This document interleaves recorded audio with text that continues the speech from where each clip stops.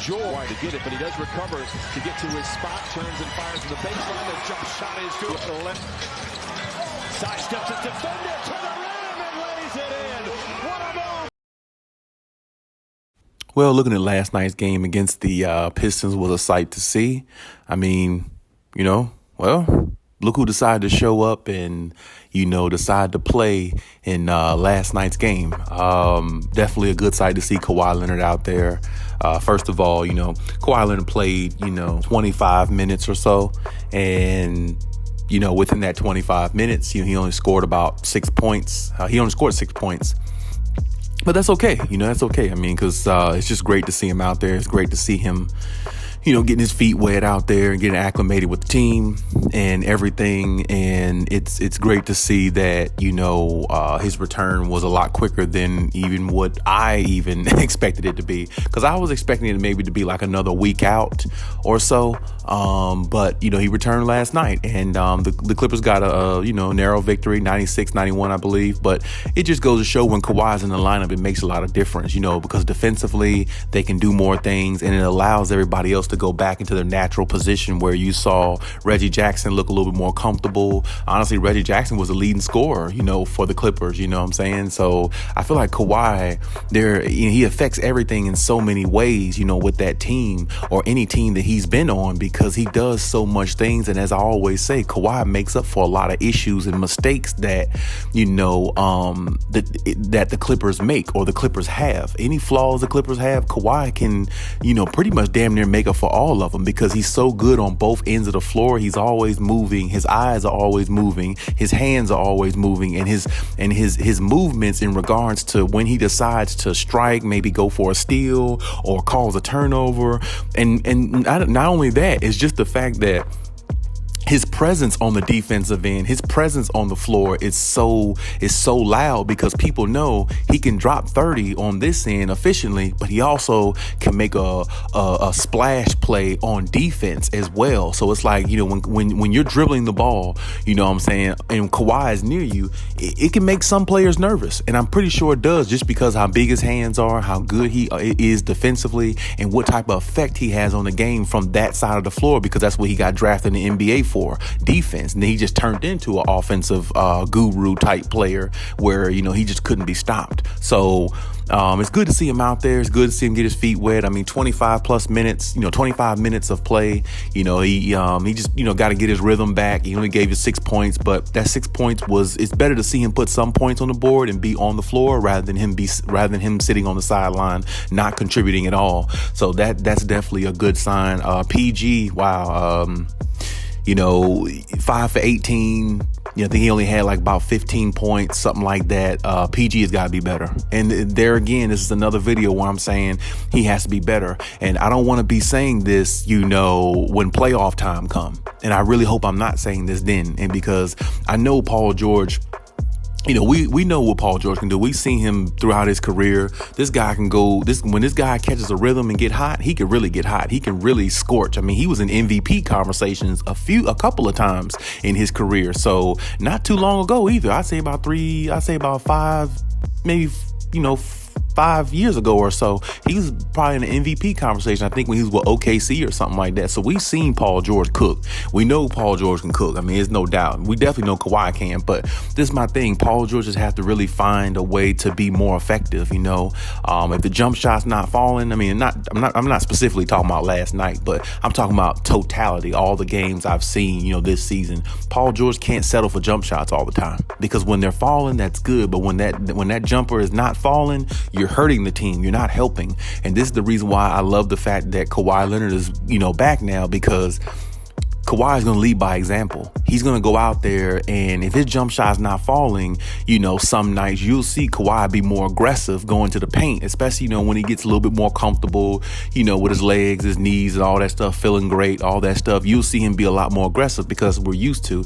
And actually, we're used to seeing him be efficient, but regardless, I'm going to need more from PG. Or even if PG can't give me more points, that's fine. He don't really need to score more points. I mean, he can average 22, 20. He can average about 24 a game and be fine, but it needs to be an efficient scoring most nights. He can't go, 5 for 21, 5 for 18. And, that's not going to get the Clippers anywhere. You see what I'm saying? When they play real competition, he needs to be able to step up against the big dogs in the NBA. And the only big dog team he consistently steps up against is the Lakers. And the Lakers aren't a big dog, really. They just got a big three and they're in a terrible situation. So, plenty more games to get more reps and get more, continuity, stuff like that. And like I said, I will say this, the fact that Kawhi Leonard came back last night, and, he's the best player on the floor. It's like you have to kind of maybe defer, or maybe not even that. Really, it's just more like, his presence being there on the floor, maybe it changes, a few things for Paul George, in regards to where, he's going to, operate and score and things like that. I don't personally think it does, but sometimes, you try to, you want to work the other player back in, you know what I'm saying? And I can understand that, you want Kawhi Leonard to get his feet wet and everything. So it kind of takes away from your game sometimes. So I'm not making no excuse for Paul George, but at the same time, as I said, he has to be better. And really more than that, they have to just build that continuity, you know what I'm saying? And get that rhythm amongst each other, him and Kawhi, they will, if they, both stay healthy, of course, because it seems like it's been a while since they actually played together. I mean, Paul George played 40 games last season, then he was out. Kawhi didn't play no games last season. He comes into this season playing with Kawhi for 2 games. Kawhi goes out for, a few weeks. Paul George is back to playing by himself.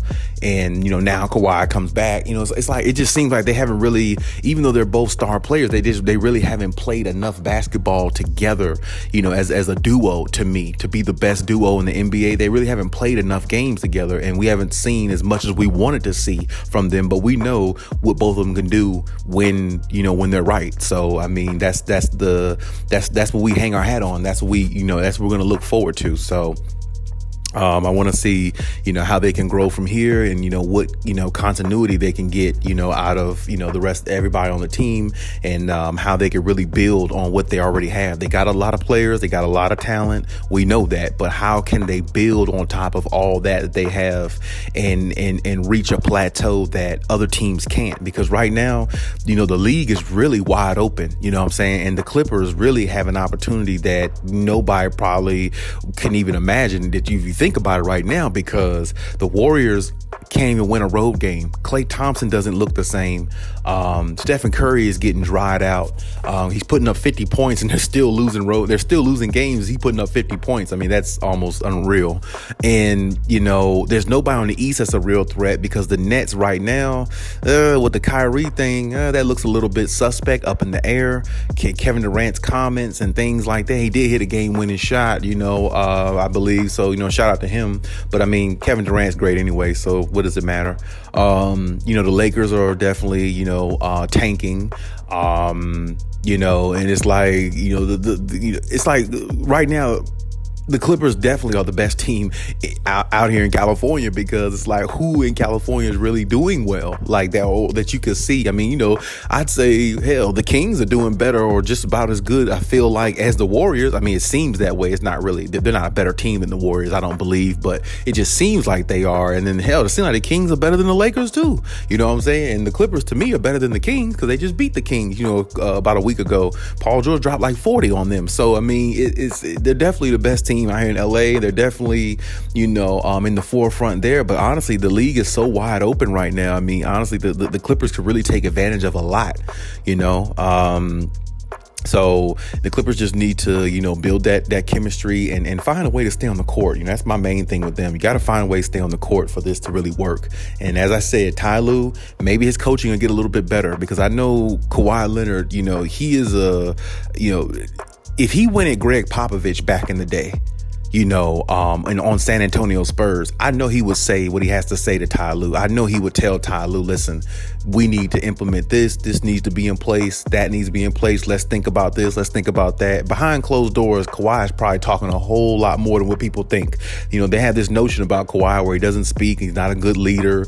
you don't have to be a good leader on the camera, on the TV screen. You could be a good leader behind closed doors. And I feel like he could lead this team, help lead this team to a championship along with Paul George and everything. I think he's going to have to, be a little bit more open with Ty Lue about, some things that he sees in regards to Ty Lue's coaching. Hopefully Ty Lue is not too stubborn not to listen to Kawhi, because Kawhi is a better player than Ty Lue ever was. And technically, he's got just as many championships as Ty Lue has. Ty Lue won one as a coach, won one as a player. Kawhi done won two as a player.